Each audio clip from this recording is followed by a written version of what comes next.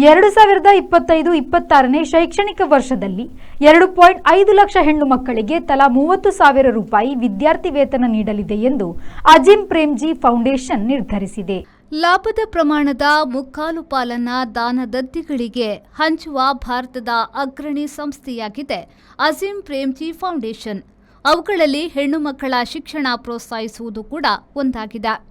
ಹಾಗಾಗಿ ಹಾಲಿ ಶೈಕ್ಷಣಿಕ ವರ್ಷದಲ್ಲಿ 2.5 ಲಕ್ಷ ಕಲಿಯುವ ವಿದ್ಯಾರ್ಥಿನಿಯರಿಗೆ ತಲಾ 30,000 ರೂಪಾಯಿ ವಿದ್ಯಾರ್ಥಿ ವೇತನ ನೀಡಲು ಈ ದತ್ತಿ ಸಂಸ್ಥೆಯು ತೀರ್ಮಾನಿಸಿದೆ.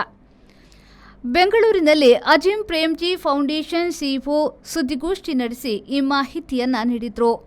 2024-25ನೇ ಶೈಕ್ಷಣಿಕ ವರ್ಷದಲ್ಲಿ 11 ರಾಜ್ಯಗಳ 25,000ಕ್ಕೂ ಹೆಚ್ಚು ಹೆಣ್ಣು ಮಕ್ಕಳಿಗೆ ವಿದ್ಯಾರ್ಥಿ ವೇತನ ನೀಡಲಾಗಿತ್ತು. ಈ ಬಾರಿ 18 ರಾಜ್ಯಗಳ ಹೆಚ್ಚು ಹೆಣ್ಣು ಮಕ್ಕಳಿಗೆ ಕಲಿಕಾ ವೇತನ ನೀಡಲಿದ್ದು, ಅದರಲ್ಲಿ ಕರ್ನಾಟಕವೂ ಸೇರಿದೆ. ಆರ್ಥಿಕ ಸ್ಥಿತಿಗತಿ ಕಲಿಕೆಯಲ್ಲಿ ಉನ್ನತಿ ನೋಡಿ ಮುಖ್ಯವಾಗಿ ಗ್ರಾಮೀಣ ಪ್ರದೇಶದ ಹಾಗೂ ಸರಕಾರಿ ಶಾಲೆಗಳಲ್ಲಿ ಕಲಿಯುವವರಿಗೆ ಈ ವಿದ್ಯಾರ್ಥಿ ವೇತನ ನೀಡಲಾಗುತ್ತದೆ. ಇತರರಿಗೂ ಅವಕಾಶವಿದೆ ಎಂದು ಅವರು ಹೇಳಿದರು. ಎಂಜಿನಿಯರಿಂಗ್, ಡಿಪ್ಲೊಮೊ, ಪದವಿ ಎಲ್ಲರೂ ಅರ್ಜಿ ಸಲ್ಲಿಸಬಹುದು. ಅಜಿಂ ಪ್ರೇಮ್ಜಿ ಫೌಂಡೇಶನ್ನ ವೆಬ್ಸೈಟ್ನಲ್ಲಿ ಅರ್ಜಿ ಸಲ್ಲಿಕೆಯ ನಮೂನೆ ಲಭ್ಯವಿದೆ.